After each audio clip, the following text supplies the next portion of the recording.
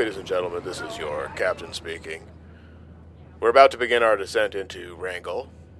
I've asked the flight crew to pass through the cabin and collect any loose items. For those of you on the left side of the plane, you can see the Wrangell Airport. On the other side, you can see a local landmark just off the coast, Deadmans Island. There's a local legend here about Deadmans Island. This is where the bodies of Chinese cannery workers were left behind in barrels of salt brine. Not a pretty story, is it? But lately, there's reason to question this story. In fact, there's a lot of reason to doubt where it began. Ladies and gentlemen, this is your warning. Fasten your seatbelts. It's going to get very, very bumpy.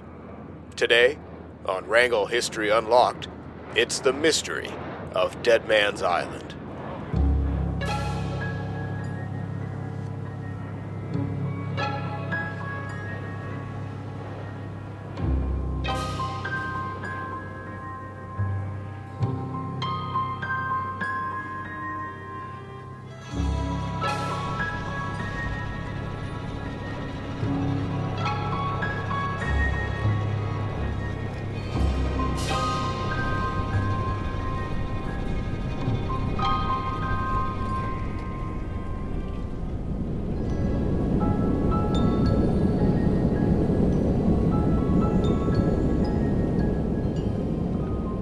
Chapter 1. The Legend.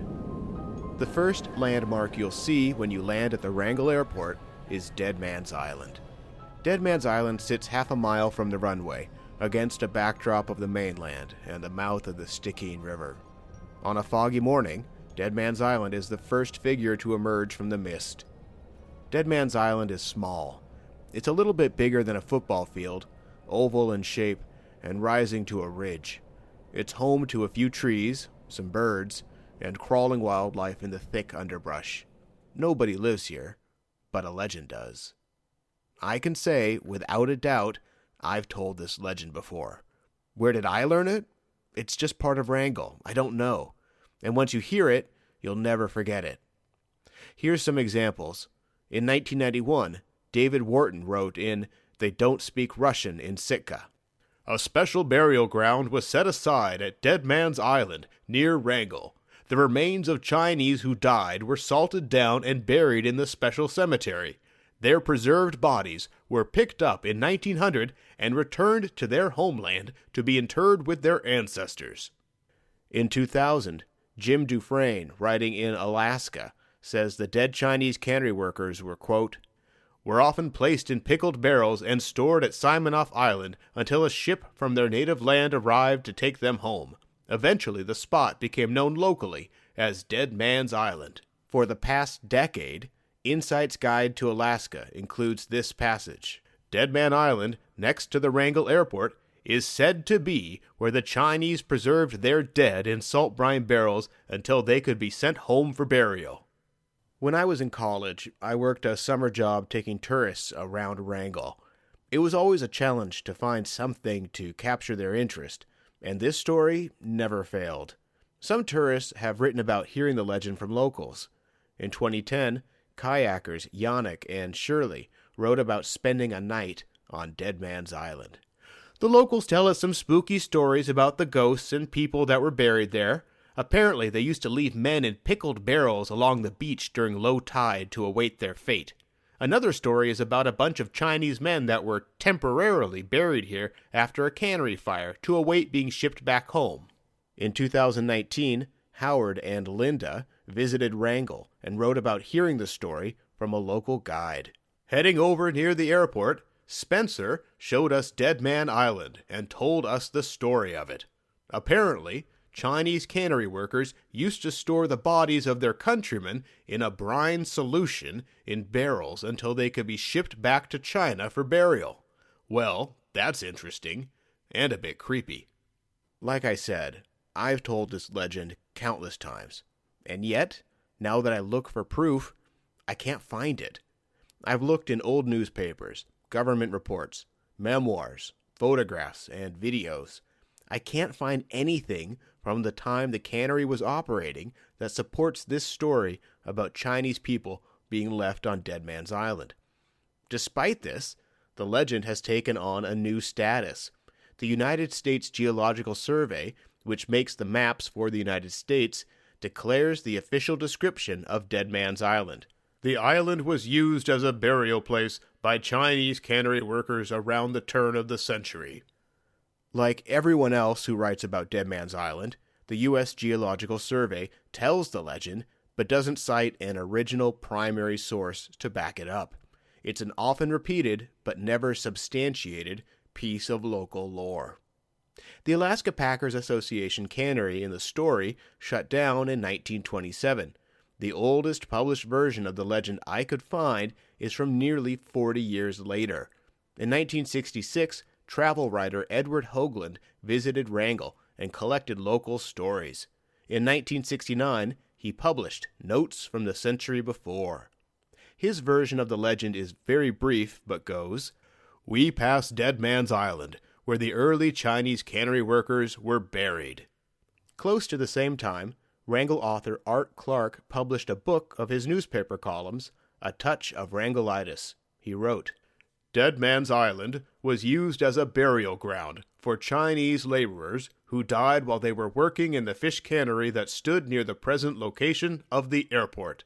The most in-depth piece on Deadman's Island was written in July 2008 by Alaska historian and Wrangell local Pat Rappel in her monthly Wrangell History newsletter. Local tradition places this as a site for the Alaska Packers Association management to hold deceased Chinese cannery workers for transport to their motherland at the end of the season. When salmon were salted in barrels, the superintendent realized that a Chinese who wished to be returned home could be preserved with salt in the barrel. The barrels were specially marked and put aboard ships at the end of the season. California and Oregon Company personnel could easily arrange for the barrel to be shipped to the Orient. It is said the Alaska Packers Association at Wrangell put many such barrels on Deadman Island. This would guarantee the barrels would not be mixed in with those of salted salmon. While I can't confirm this story, there's one piece of Pat's story I can confirm. She wrote, "Archaeologists found many paths on the island. Archaeologists located a marble monument on the west side of the island at the southern end with an inscription and statue monument to R. Shadisty. I have never been ashore, so a report of what is there today will have to come from a reader."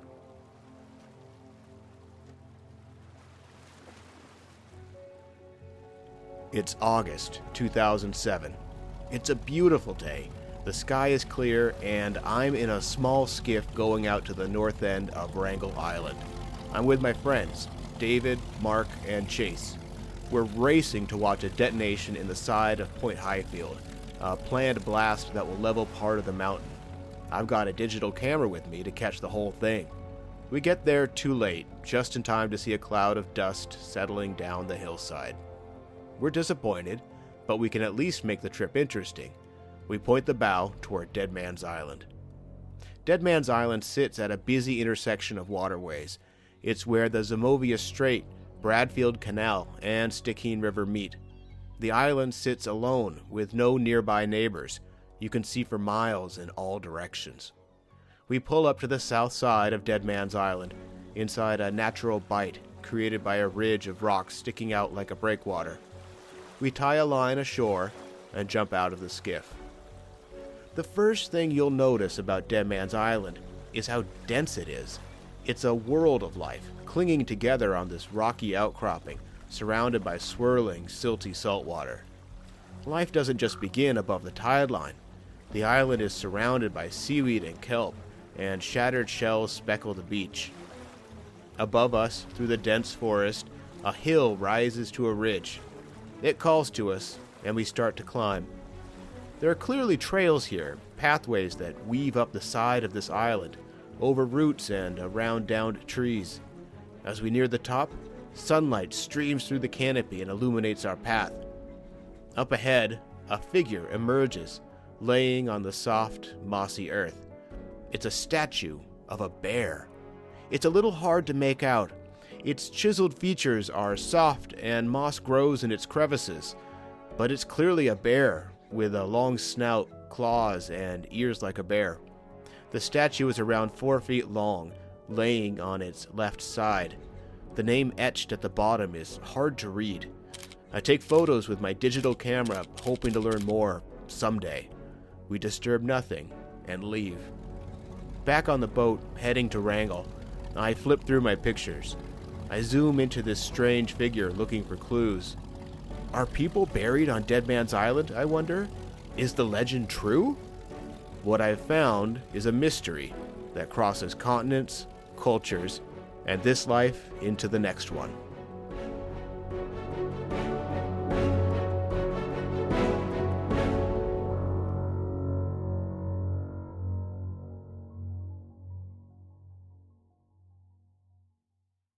Chapter 2. The Island. In the United States alone, there are 13 places called Deadman Island. 4 are in Alaska, and the nearest one to Wrangell is just next door, along Edelin Island.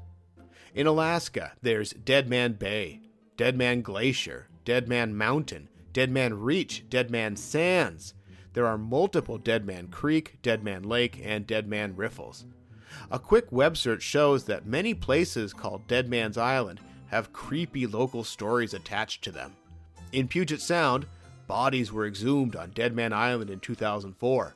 In Vancouver, BC, a tour offers, quote, "The haunting history of Deadman's Island, one of the most haunted islands in North America, home to ghostly lore centuries old." Wrangell's Deadman's Island sits near the mouth of the busy Stickeen River, an ancient passageway for indigenous people.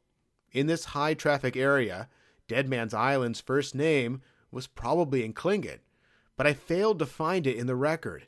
The earliest mapmakers in Alaska, who assigned many of the names we still use today, often refused to observe indigenous place names, finding them too difficult to pronounce for their Western audiences. In 1834, the Russian America Company built a trading post 2 miles from the north end of Wrangell Island. A Russian map identifies Deadman's Island by the name Observation Island.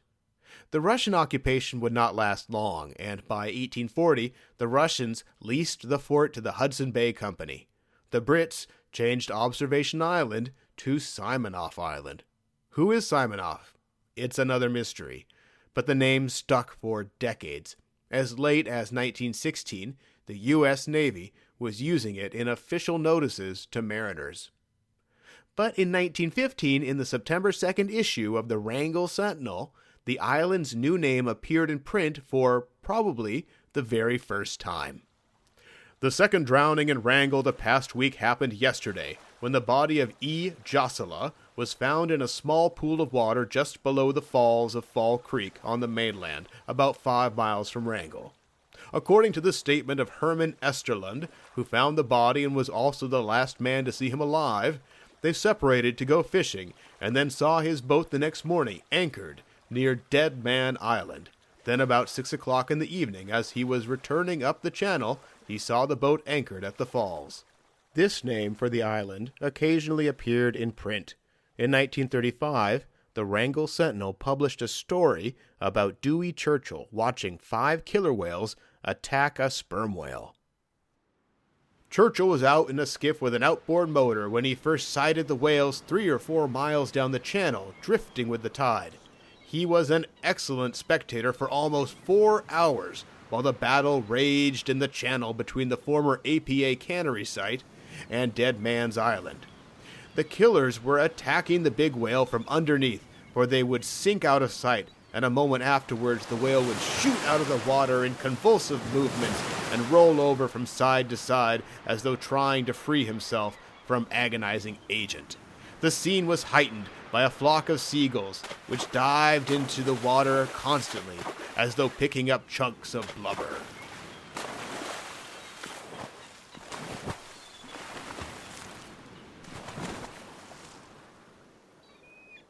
By 1935, the cannery buildings were a shadow of their former selves.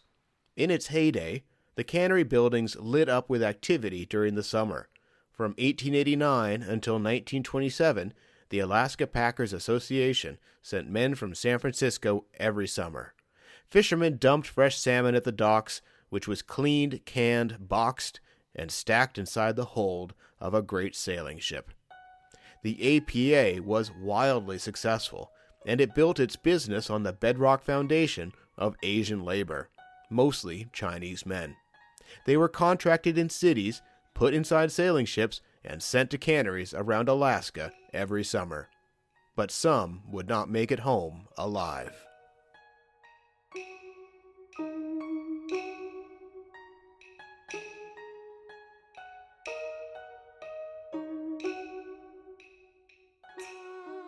Chapter 3. The Chinese. Chinese immigrants helped to build the American West, in the mountains, the cities, and up and down the coast. Chinese men came to America to fill the demand for labor created by American industry. By the middle of the 1800s, a steady stream of typically young Chinese men from the eastern regions of China was coming to America.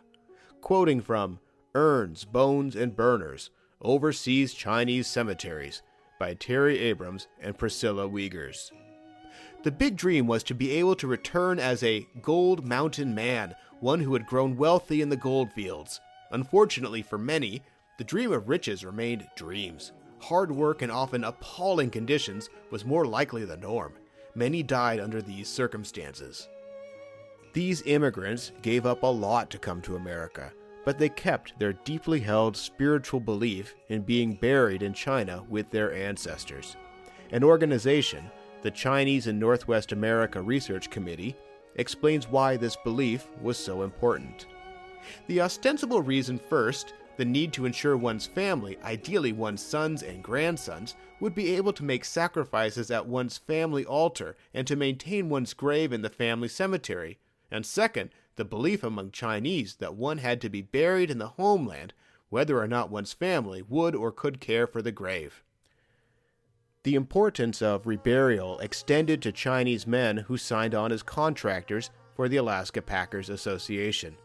These contractors held little power, but the shared belief in reburial united them. For example, in 1900, Chinese men nearly stopped the salmon season when they refused to board ships to Alaska until their demands were met.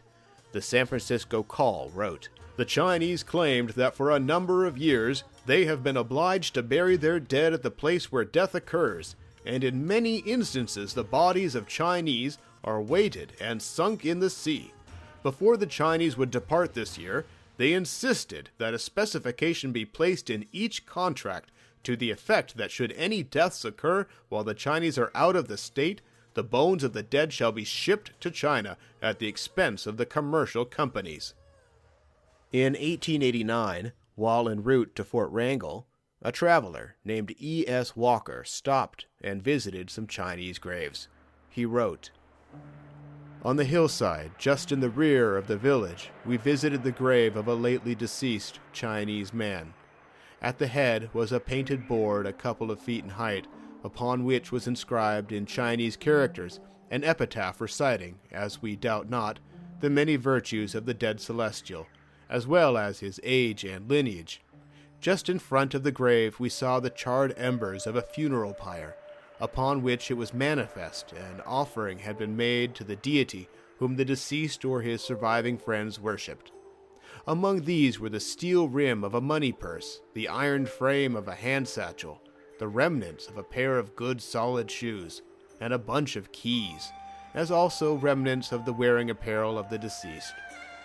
The soul of the dead celestial, now left to sleep on a foreign shore, as in theory this dead Chinese man must, until his body shall be taken back to China, must indeed be lonesome. Farewell to his grave." The western landscape is dotted with Chinese cemeteries, typically on gently sloping hills per the Chinese tradition. When a Chinese man died, the ritual held that he should be wrapped in cloth and buried in the soil. It's a somber, mournful process, but one that shows respect for the body and prepares it for the next step.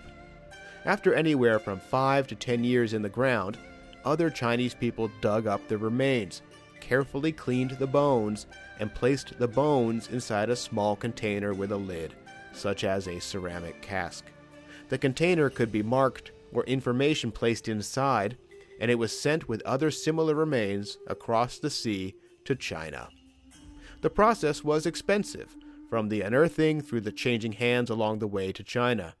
The process became a substantial business, with ships crossing the Pacific to China carrying hundreds of boxes of remains in cargo. To pay for it, Chinese immigrants formed societies in the United States and collected dues. This shared belief unified Chinese immigrants and connected them to their ancestral homeland. Societies like this succeeded in transporting many remains back to China, but they did not get them all. In fact, some Chinese men were buried and never exhumed. In 2015, archaeologists on Kodiak Island, Alaska, unearthed the remains of 42 Chinese men buried near a former cannery site. The archaeologists concluded their paper by stating, "Literature describing the custom of secondary burial, in which eventually exhumation of the skeletal remains that are sent back to China is at odds with the individuals that were left behind at the Karluk cannery. It is unclear why these individuals' remains were never recovered. There were burial bricks in several of the graves, suggesting that an eventual return to China was expected." In 1900, the striking Chinese cannery workers also complained about their bodies being thrown overboard when they died. Burial at sea, against the express wishes of the dead, was a well-documented practice in the APA. Iris Chang, writing in The Chinese in America, A Narrative History, discusses the longevity of this practice.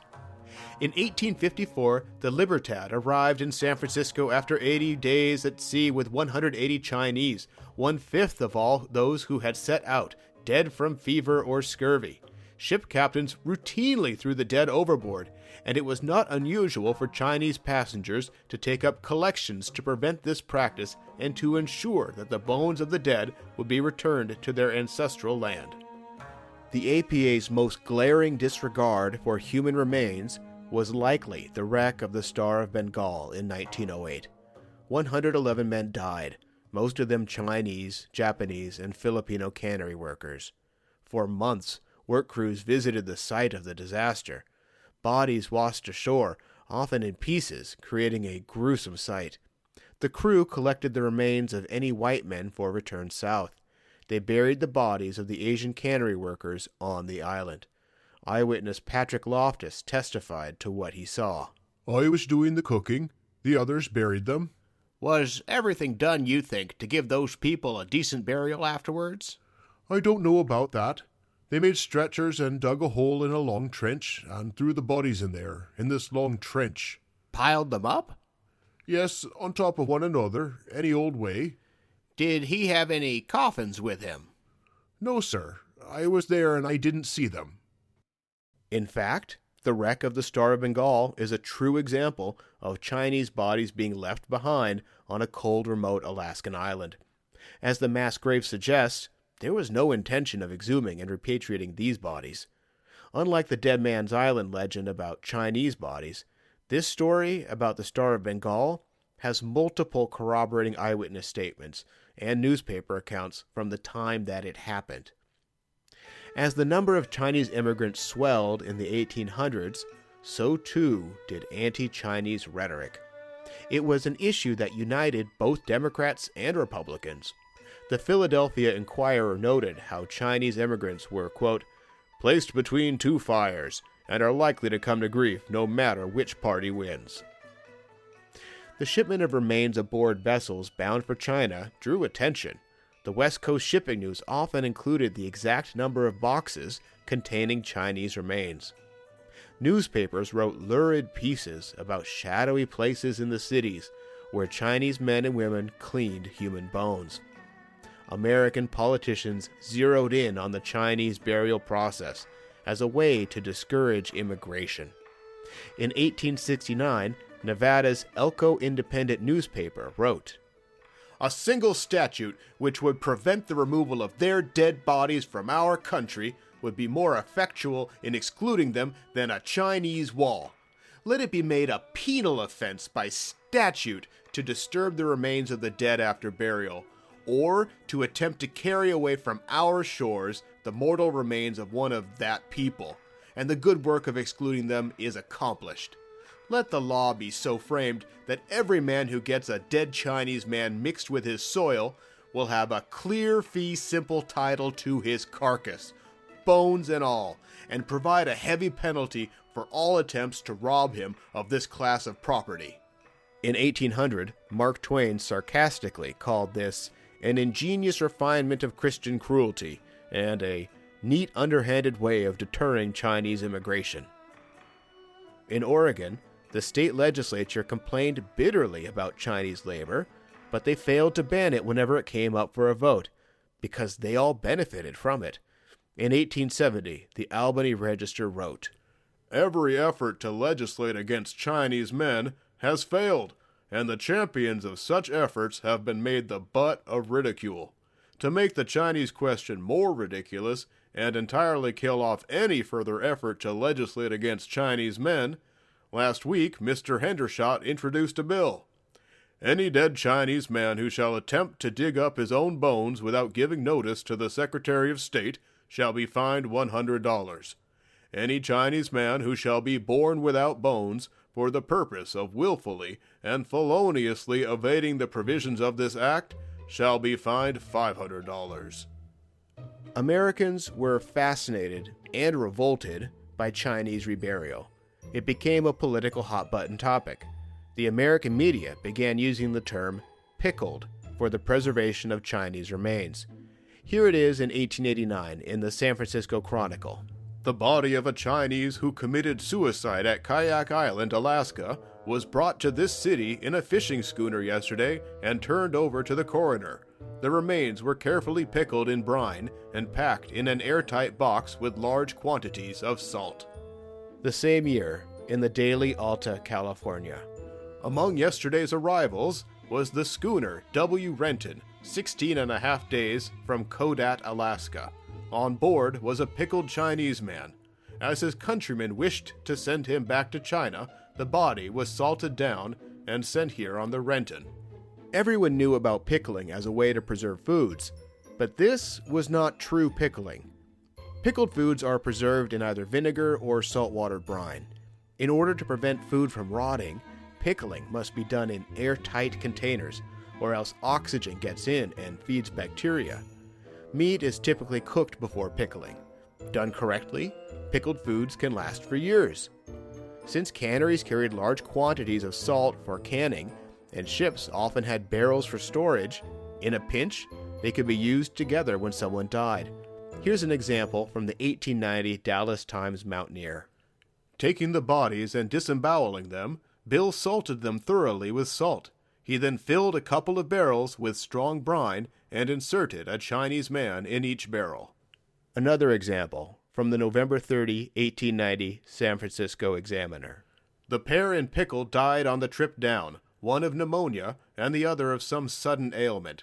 On account of the heavy bond in the contract, it would have been an expensive matter to heave the bodies overboard with an anchor chain link attached for sinkers. So the heads of 2 barrels were knocked out, some salted fish deprived of enough of their salt to make a good brine, and the cadavers put in. They were resurrected on the wharf this afternoon, and after a short soak in fresh water, will be buried in the city cemetery. The pattern here is that human remains inside saltwater barrels was always an imperfect, improvised solution at sea. Not ideal, but sufficient to last until arriving at port. Newspapers certainly had their biases and ability to embellish, but these types of stories appeared as serious news, often in passing, with little comment. It was not told for laughs or to entertain. There's enough evidence here to suggest that this really was a true practice, and the public became aware of it. Once it entered the public's imagination, it gave way to a cultural meme that would last for over a century. Along with the news, papers also published adventure stories designed to entertain readers more than to inform. They were set in exotic locations, pitting life versus death, and pitched as true but always stretching believability. Around the 1880s, these types of stories began to feature a new, disgusting, trope. Here's the earliest example I could find, from the March 29, 1885 New York Dispatch. We commenced hauling up a lot of ginger jars, some large and some small. I put my fingers in and pulled out a piece which I hastily crammed in my mouth. I chewed it, but found it salt, so I spat it out. Really, it wasn't ginger, but what was it? I went below to the forehold, where I found the boatswain stowing the other jars away. He was standing beside a large jar. Reaching toward this, he unfastened the lid, and, taking it off, ran his arm down into it. He pulled out the head of a Chinese man by the queue and held it up to my view. I fell back on the deck in a dead faint. You can rest assured that never after that have I had any hankering after preserved ginger. Shocking, disturbing, and hard to believe, but it fit a pattern, one going back a long time. According to Snopes.com, an 1893 book tells the story of 13th century physician and philosopher Abd el-Latif. An Egyptian worthy of belief told him that once when he and several others were occupied in exploring the graves and seeking for treasure near the pyramids, they came across a sealed jar, and having opened it and found that it contained honey, they began to eat it. Someone in the party remarked that a hair in the honey turned round one of the fingers of the man who was dipping his bread in it, and as they drew it out, the body appeared with all its limbs complete and in a good state of preservation. Snopes describes why we tell these stories. We tell deceased worker tales for a couple of reasons. They speak to our ongoing mistrust of food and beverage companies, and to our fear of ending up an unnoticed death. Both are powerful, deeply internalized themes which cause us to at least somewhat believe stories of this nature, especially when they are passed along to us by folks we trust, and to further spread them ourselves. Authors who wrote outlandish sea stories for the papers had a morbid, eye-popping twist in their tool belt. In 1904, Basil Lubbock wrote The Pickled Chinaman, which was widely reprinted around the country, about a Chinese man preserved in a barrel who is dumped overboard after developing a powerful odor. Sadly and in silence the meat cask was lifted to the rail and dropped overboard, and went bobbing astern, floating half out of the water. Scattered about on the still water were several becalmed coasting junks. These craft are always on the lookout for floating derelict, and without a doubt the pickled Chinese man was picked up by one of them. The consternation of the longtails on discovering the contents of their salved beef cask must have been well worth seeing. In 1924, Cappy Ricks wrote a piece also called The Pickled Chinaman for the Atlanta Journal. He had the mate empty a barrel of salmon bellies overboard, stow the corpse in the brine, and head up the barrel containing him. Skelly made a cross mark on it in blue chalk. But alas, when the ship commenced discharging her cargo at San Francisco, every one of those hundreds of barrels had a cross mark on it in blue chalk, and before old man Skelly could get down to the dock, some wholesale provision house had carted the pickled Chinese man away, and the corpse was absolutely lost. In 1948, Martha Ferguson McCowan wrote The Trail Led North, including a story about a Chinese man preserved in a barrel being tossed overboard. Captain Hank's wife told me that 2 Swedes found the barrel on the beach after a storm. Captain Hank helped them carry it up and open it. They could see it was full of salt meat. The side meat on top looked good, so they started to divide it into 3 piles.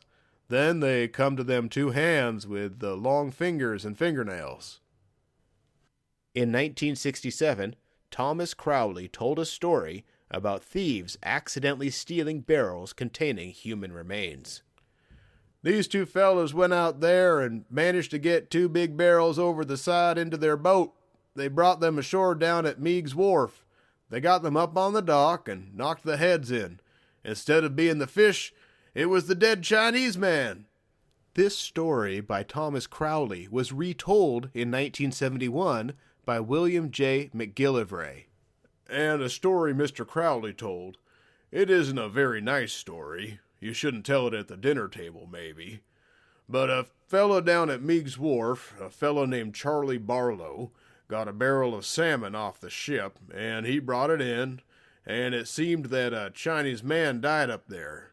And they crushed him in the barrel and nailed the barrel up and everything and mixed it up with the salmon barrels. And when he opened it, he saw the dead Chinese man. Isn't that terrible? Crowley told me that. Of course, I didn't see it. He always told the truth. He never lied about anything. In her July 2008 newsletter, Pat Rappel shared a version of the story where a Chinese man is hand-packed in cans. She wrote, "They stacked the subsequent cases in a locker where they kept the special hand-pack. A horrible, unexpected event occurred. Someone broke into the locker and stole several cases. One case came from the Chinese workers' stack. I hope the superintendent felt the necessity of leaving out this detail when the rest of the cans were shipped to China." The Alaska Historical Quarterly picked up and repeated this story in its newsletter. It's hard to believe any of these stories, and there are many. It's objectively difficult to see how anyone would mistake a rotting corpse for food. A dead body dumped in brine would be absolutely disgusting because brine is not enough to stop a body from decaying. As C. Claiborne Ray wrote in 2002 for the New York Times about the human body in salt water, its own enzymes and internal organisms, especially anaerobic ones in the intestinal tract, gradually break down the soft tissues into liquids, salts, and gases, including hydrogen sulfide, methane, carbon dioxide, ammonia, and hydrogen. These outlandish sea stories of the accidental cannibals survived for so long because of the American fascination with Chinese reburial. From the beginning, the process shocked and amazed Americans who held deep cultural taboos about handling decayed human remains. The fact the process existed at all is a testament to the Chinese immigrant community. This shared belief united them at a time when their economic and social power was most precarious. Chinese workers put their bodies on the line for temporary jobs and suffered insults and indignities just to be able to work in America, and they never gave up on the idea of being buried in China. It didn't work out for everyone, but for many, their community of peers pulled together and made it happen. Honoring the dead is a deeply felt Chinese tradition. In 1921, the Wrangell Sentinel wrote about local business owner and Chinese immigrant Captain Jinks tending to the grave of two Chinese men.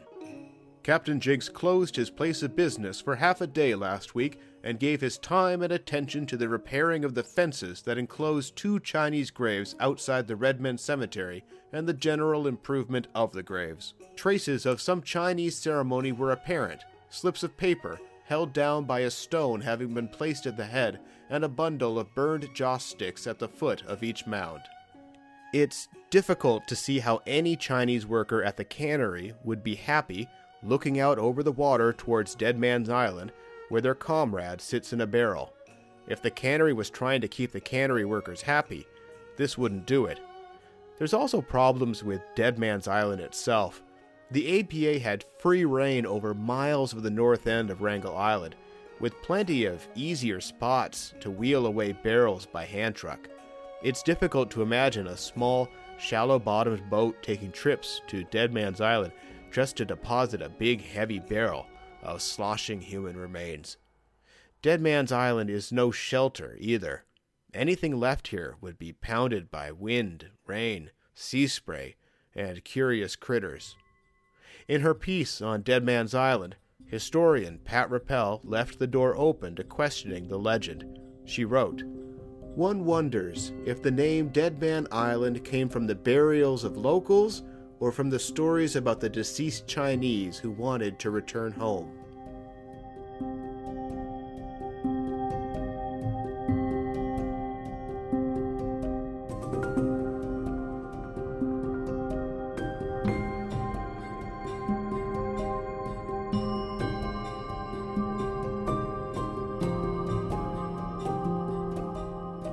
Chapter 4. The Tlingit. Dr. Rosita Worrell of Sea-Alaska Heritage Institute wrote about death in the Tlingit worldview. The Tlingit believe that we have spirits or duality of spirits. One aspect remains at the burial site, which is why we work so diligently to protect our burial sites. When an individual dies, we say they walked into the forest, a liminal space for us. In 1996, the oldest human remains ever discovered in Alaska or Canada were found inside a cave on Prince of Wales Island, not far from Wrangell. Tests date the remains around 10,300 years old and confirm the man as a Tlingit, Haida, Tsimshian, and Nisga'a ancestor. The tribe in Alaska gave the dead man the name Shuka-Ka. After extensive study, his remains were placed in a box and buried on a secret island. Tlingit culture is woven from the earth, seas, and life of Southeast Alaska. Centuries of Tlingit existence are imprinted upon the islands of Southeast Alaska. Islands have always played an important role in Tlingit burial. In the 1880s, naval officer George Thornton Emmons visited Wrangell and observed, "The shaman's body was never burned, but was laid away intact in a small house on a prominent headland or island. Often they were on some distant island or bluff point." The same year Shuka-Ka was discovered, Tlingit anthropologist Don Ski Jackson published a thesis on the important questions posed by what to do with repatriated human remains. In Jackson's community of Cake, the local cemetery is on two nearby islands, Big Grave Island and Little Grave Island. One of the options Jackson discussed for the remains was reburial here. She wrote, "The reburial of the killer whale chest is inevitable, but moral and ethical questions arise when discussing all the options available to the community. The ramifications of the return of the burial chest have yet to be seen. Therefore, I can only speculate what the result will be." Small islands crop up all throughout Southeast Alaska. They are often out of the way and hard to reach. By virtue of their isolation and size, they become sanctuaries. They are places for quiet and contemplation. They are small worlds unto themselves, with ancient memories. Until Christian missionaries arrived in the 1870s, cremation was the chief form of caring for dead bodies among Tlingit people. The Reverend S. Hall Young, Fort Wrangell's first minister, was mortified after watching a Tlingit cremation. He wrote, "It was a most revolting sight, and it continued for over an hour before the body was reduced to ashes. That cremation settled the matter for me. I took a stand against this horrid heathen ceremony and persuaded the people to adopt Christian burial." One of Reverend Young's first converts was a young Tlingit girl named Matilda Kinnan. Years later, her son, William Paul, wrote, "Those Christian forerunners of Anglo-Saxon civilization had an irresistible desire to impregnate native Alaskans with their own culture that had been handed down to them through the centuries, until it was in their very blood and bone. It was because of this prejudice against old customs that so much of our Tlingit life was a closed book to me." Through the 1870s and 1890s, Reverend Young and others gained Tlingit converts who adopted the tradition of Christian burial, but added Tlingit elements to it. George Thornton Emmons observed, "The carved post was superseded by the family gravehouse. Later tombstones, some of which were carved in crest designs at great expense, were used to mark the graves." Writing in Memory Eternal, anthropologist Dr. Sergei Kahn says, "Around the turn of the century, the Tlingit discovered that stone was a much more durable material for grave markers. Throughout southeastern Alaska, Indians began ordering expensive gravestones from Seattle and other urban centers. The first gravestones, especially those of the aristocracy, were surmounted with or represented the crest of the deceased. For one man in Seattle, the business of carving marble was a gold mine. Civil War veteran Andrew Chester Thompson found a new life after the war, carving marble monuments for Southeast Alaska's rich Tlingit families. He carved animals like bears, wolves, and others into marble statues. One of Thompson's clients was the family of Shadisty, who died in 1903 at the age of 61. In 1905, this newspaper article appeared across the country. A stone carving of a grizzly bear in the attitude of defending her cubs has been carved by Andrew Chester Thompson of Seattle and will be immediately shipped to Alaska to be placed over the grave of R. Shadisty, one of the most prominent Indians in the North when alive. He died December 17, 1903, leaving $600 to defray the cost of the monument. The big piece of stone carving, weighing 3,600 pounds, will be shipped from Seattle to Wrangell, and from that point will be carried about 150 miles overland to the home of the Bear family Indians. Mr. Thompson has been carving images for Alaska Indians for the past 25 years, but this is the largest monument he has shipped to Alaska, carved from a single piece of marble. The work done for Shadisty is novel in conception. The photo accompanying the story confirms it. It's the same exact monument laying on top of Deadmans Island today. When the Shadisty monument arrived in Wrangell, the Alaska Sentinel wrote, "A granite monument weighing 2,800 pounds was recently shipped to this place from below to be placed at the grave of Shadisty, stepfather to Mrs. Fred Wigg. It is a perfect image of a huge bear sitting up on his haunches, indicating that Shadisty was a prominent member of the bear tribe." In the decade following Shadisty's death, Wrangell began work on a community cemetery, which quickly became the popular spot for burial. Shadisty's monument takes us to a unique window in time, in a transition from the old ways to the new. By the middle of the 20th century, it became clear a vital generation of Tlingit and Haida elders were dying. This was the generation that learned from their elders about traditional land use going back before settlers. In order to capture these stories, the U.S. federal government authorized Walter Goldschmidt and Theodore Haas to interview Tlingit elders. In 1946, the men visited Southeast Alaska. They published a report, Ha'ani, which translates to Our Land. James Bradley was a 64-year-old Tlingit man from Wrangell. He explained exactly what Deadmans Island is.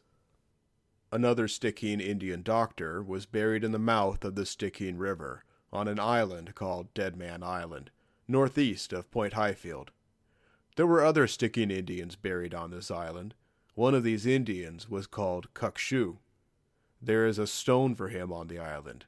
I have seen all these graves, and have been told, when a boy, by elderly persons now dead, that these graveyards were burial places of Stickeen Indians.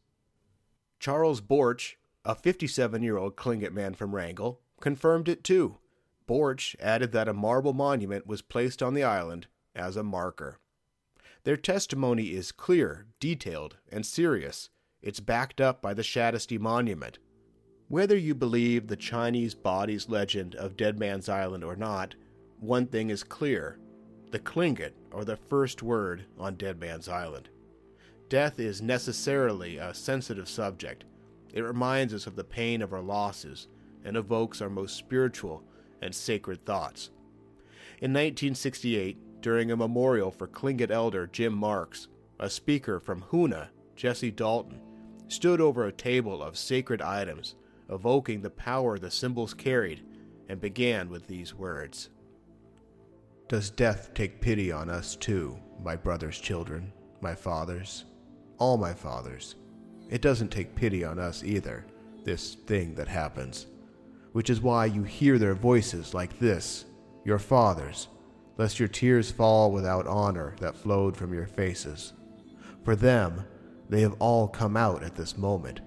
Your fathers have all come out."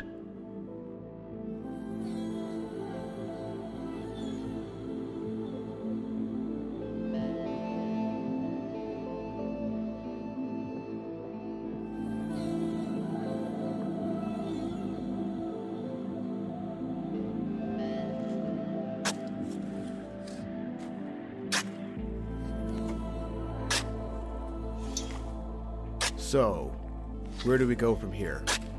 Do I keep digging for the truth? Or is the legend dead?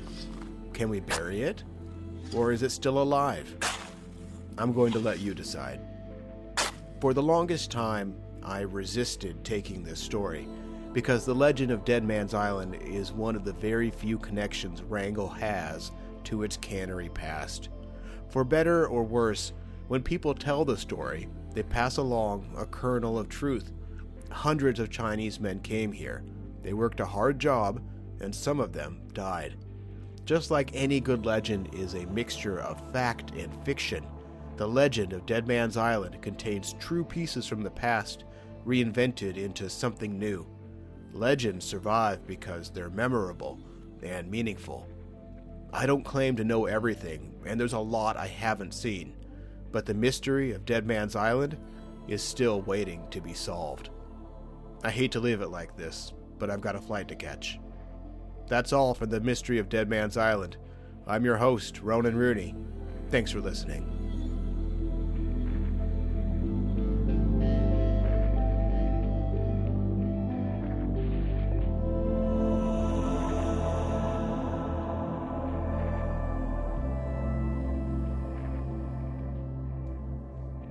Sound effects and music from epidemicsound.com. Thanks to everyone who volunteered to read an early draft of this episode. Your contributions were appreciated and made the overall piece better. Thanks to Jane L. Smith, an archaeologist with the U.S. Forest Service, for pointing me to the stories of Deadmans Island in Ha'ani from James Bradley and Charles Borch. Thanks to Tessa Holes for sharing her research about the Alaska Packers Association treatment of Chinese cannery workers. You can learn more about Deadmans Island, see photos, and read an episode transcript at wranglehistoryunlocked.com/Deadmans Island. By no means is this mystery settled.